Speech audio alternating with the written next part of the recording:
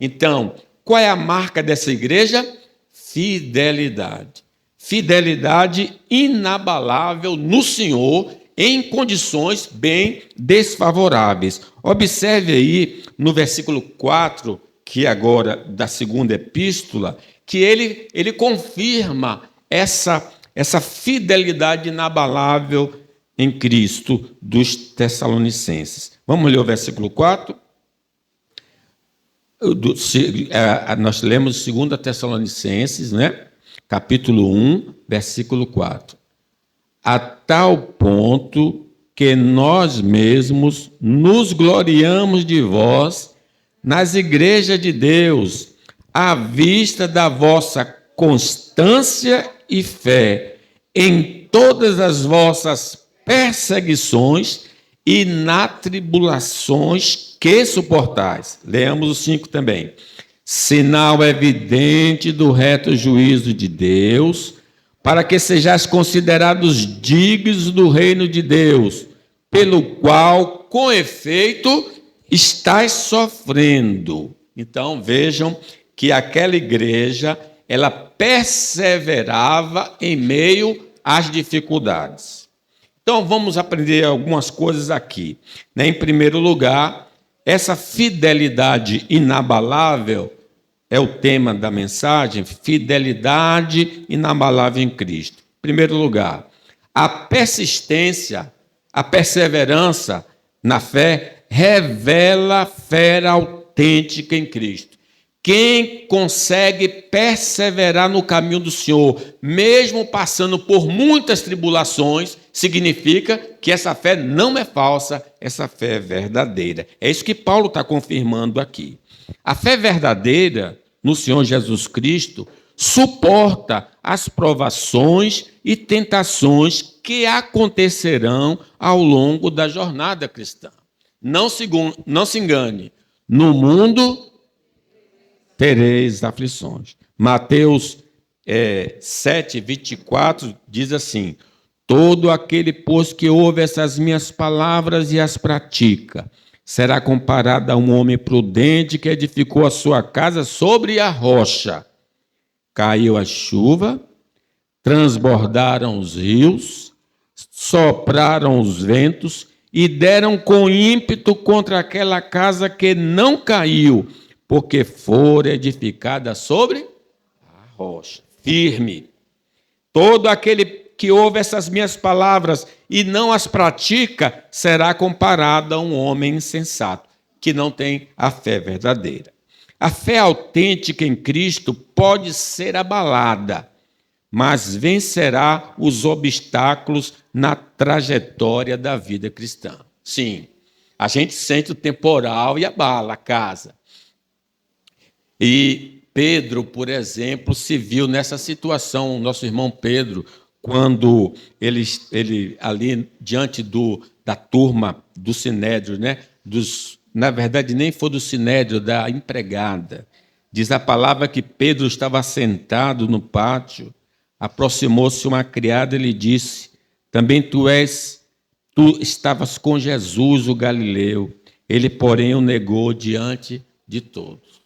Pedro negou a Jesus. A fé dele foi abalada naquele momento, ele recuou. Mas nós sabemos que depois ele se recuperou. Diante do Sinédrio, ele disse: olha, Jesus é o caminho, nós vamos continuar falando dele sim, ainda que isso curte a nossa vida, né? A fé genuína, irmãos, no Senhor Jesus, não nos impede de passar por aflições, mas pode nos jogar no olho da dificuldade. Por que eles estavam vivenciando as dificuldades? Porque eles estavam sendo perseguidos, porque eles creram no Senhor Jesus Cristo. As pessoas pensam que fé é para afastar todo o mal da vida.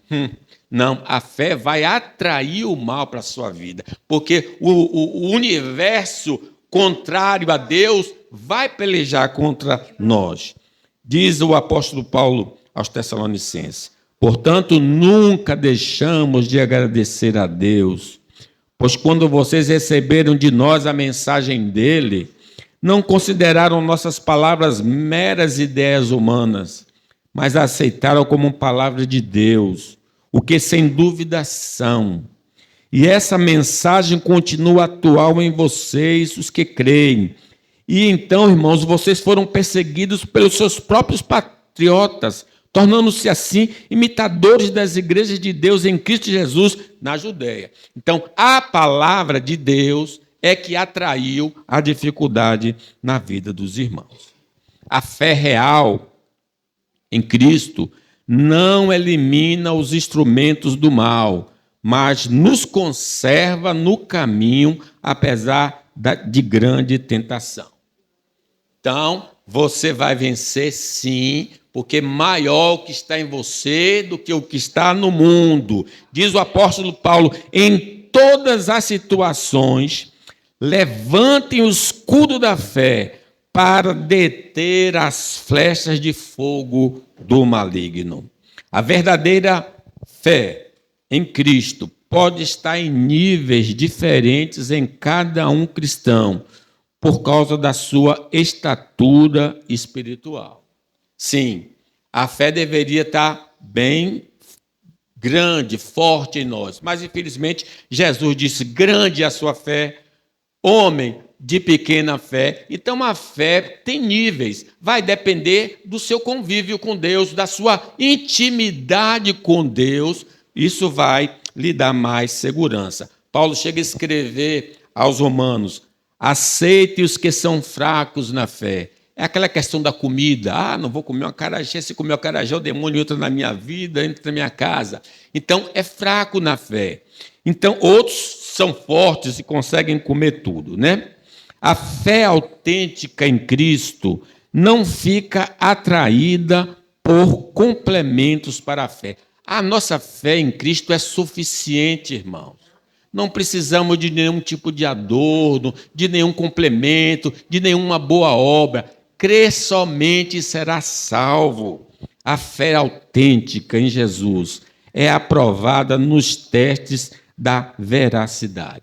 Pode botar a nossa fé no fogo, que ela vai sobreviver, porque ela não é nossa, ela é de Deus. Ela vai resistir a qualquer temporal, inclusive a grande tribulação. Nós vamos vencer, se tivermos de passar por ela. A fé autêntica em Cristo não se altera com o passar do tempo. Fui novo e agora sou velho. E continuo crendo no Senhor Jesus Cristo. É tão bonito a gente ver assim, essa caminhada longa na fé, né, irmãos?